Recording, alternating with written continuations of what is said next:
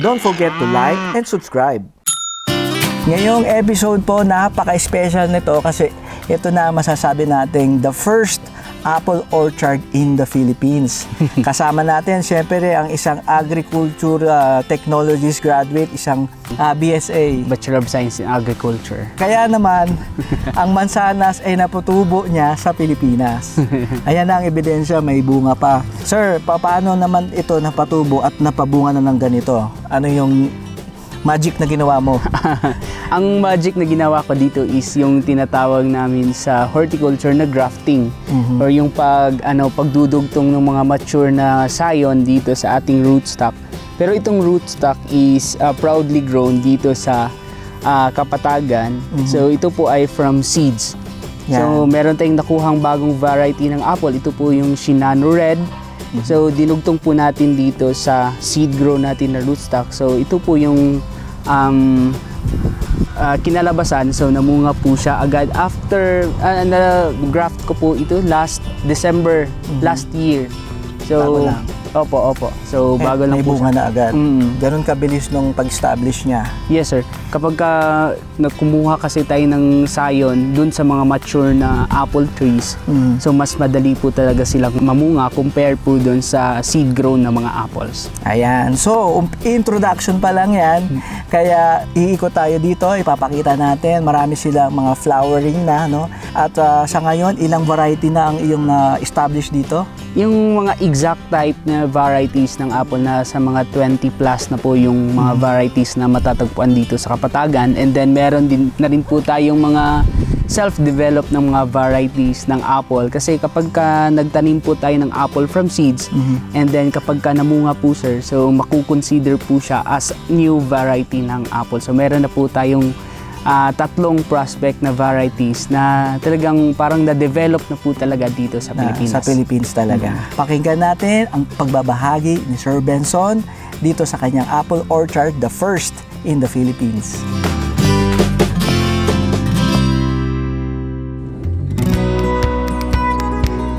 So syempre kilala nyo na si Sir Benson at yan naman ang kanyang expertise na is yung kanyang mga apples at iba pang fruit bearing trees dito, no? Ang kanyang expertise or ang kanyang concentration is yung mga rare planting materials din. Yes pa. At syempre ang superstar, ang mag-i-emerge na mga mansana sa iba't ibang panig ng Pilipinas manggagaling dito sa plant nursery na ito. Sir, ano bang method ang ginamit mo para maparami itong iyong mga planting materials na apples?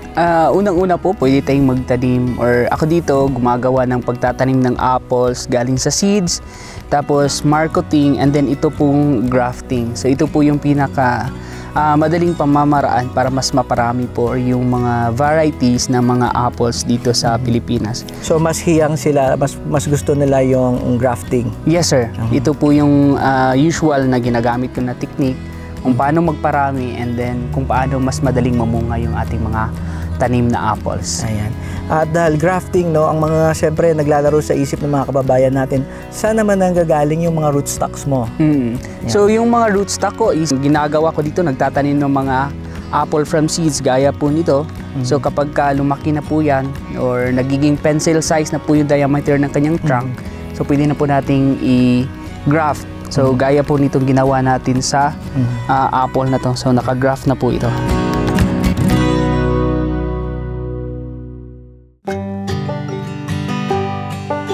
Sa plant nursery ko po sir, nag-target na po ako ng around 5,000 apple trees na grown from seeds.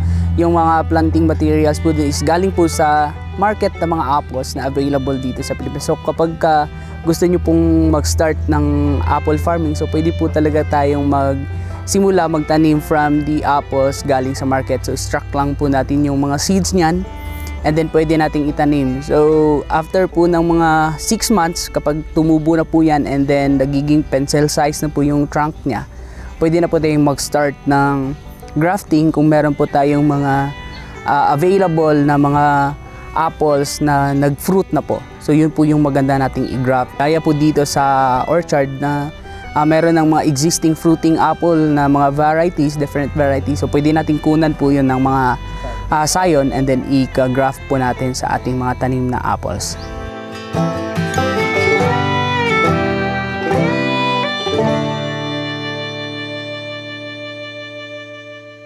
Kasi meron din po mga plantita na nagtatanim na rin po kahit sa mga backyard nila kasi nakita nila na pwede po talaga tayong magtanim dito ng apple. So meron na rin po nag-start sa backyard and then dito na sila na kumukuha ng mga scion for grafting.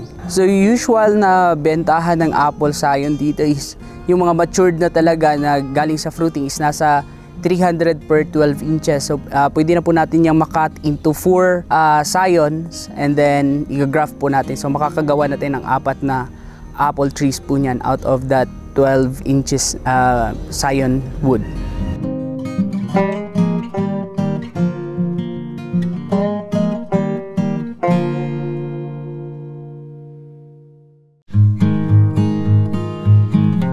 Siyempre, ang tanong ng marami, magkano ang inyong planting materials ngayon? Certified din po tayo ng BPI or yung Bureau of Plant and Industry.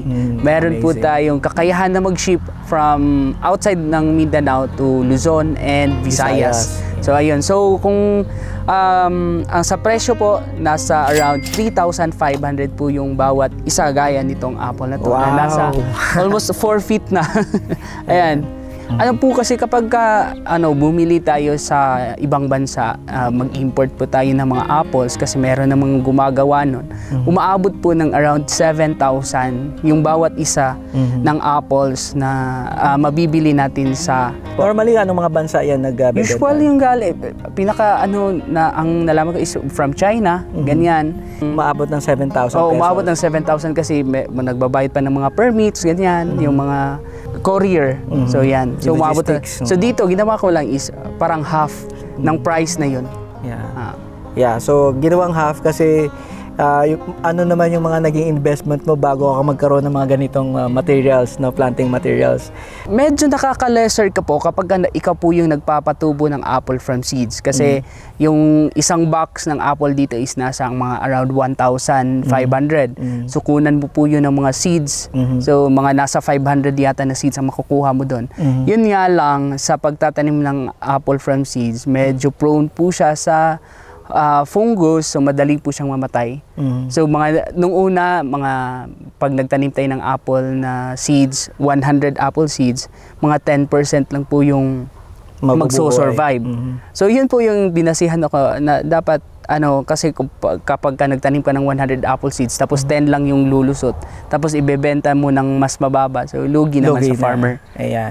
So yun po, so kahit na ganyan, minarapat pa rin namin explain sa inyo yung pricing ni Sir na ma-justify sa inyo yung effort niya to establish this orchard and of course yung trial and error ng kanyang R&D, research and development, na magkaroon tayo ng orchard dito sa Philippines at maging available sa inyo ang mga planting materials na ito. So from importation ng 7,000, hindi nyo pa alam kung maayos na dito na. Makakausap nyo ng Tagalog or magbisayaan kayo, dalawin nyo pa siya. At yun po ang pinaka-importante is maging kaibigan po natin yung ating supplier ng planting material sa ating resort, sa ating farm mismo para hindi kayo masayangan ng oras, maghintay kayo ng 2 years, 3 years, 5 years, tapos hindi naman pala yung expectation nyo, iba yung naibigay sa inyo. Yun po ang pinaka-binabayaran dyan. Yung legitimacy at sure 100% hindi kayo mai-scam. Yes, tama po. Experience ko po sir sa mga nag-graft na mga customer ko is 100% naman pong nabubuhay yung kanilang mga grafting galing po dito o yung scion sa orchard sa Kapatagan.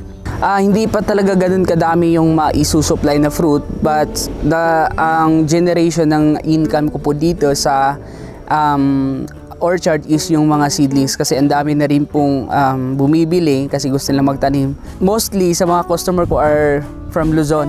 Madami rin pong mga orders from Luzon. Medyo kinulang na nga po tayo ng grafted kasi tinatanim nila sa kanilang mga resort for attraction. And then ang apple kasi is trees, so nakakatulong din po siya to mitigate our climate. So it's not just for business but also for our environment yung project ko po dito kasi it's more on fruit trees na makakatulong po talaga sa ating environment.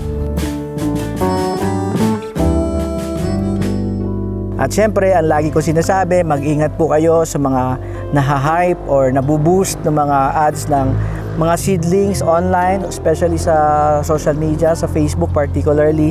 Ang dami po nilang kinukuha, no? Si Sir Benson din, katulad ko, nabiktima na rin yung mga sindikato na dina-download yung mga video namin, nire-edit nila, nire-repackage nila, tapos magbebenta sila, hindi natin alam kung saan sila kumukuha ng mga seedlings. Isang case na kwento na Sir Benson, ano nangyari? Ang ibinenta doon sa kanya ay... ang nabenta po sa kanya, nung pumunta kasing customer dito, is, ang nabenta sa kanya is, hindi siya grafted na apple. So, napakamahal po nung bili niya.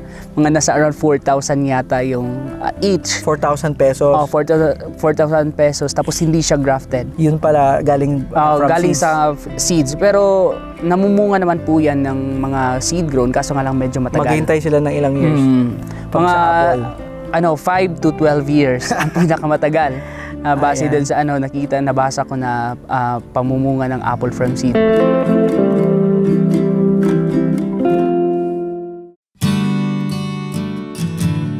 Sabi ko nga agriculture kasi napaka-cool po ng agriculture. Dito po nyo po mararanasan yung hirap, pero dito nyo rin po mararanasan yung achievement na wala sa ibang field. Kasi sa ngayon po, mostly of my customers are mga professionals, gaya ng mga lawyers, doctor na nag-engage na into farming. Kasi retired na sila. Kahit anong background mo, pwede kang mag-farm. So, napakalaki nung part ng agriculture para mas mapatibay po yung ating bansa, lalo na kapag yung mga kabataan is mag-engage into agriculture. So, marami na rin po ako nakita ngayon ng mga kabataan na nag-i-engage into agriculture kasi nai-inspire sila doon sa mga kwento ng ganito, gaya nitong apples na pwede pa pala dito sa Pilipinas. Mostly sa ating agriculture, nakakonsentrate lang into rice, mga mangga, pero hindi natin nakita yung mga possibilities na pwede po rin pala po tayong mag-produce nung usual na mga product na ini-import lang natin. Maging bukas po tayo into agricultural innovation, and then inaanyayahan ko po talaga yung mga kabataan to really engage into agriculture kasi napakasaya po ng agriculture. Sir, agree ka ba sa agri? Agree na agree. Approve. Don't forget to like and subscribe.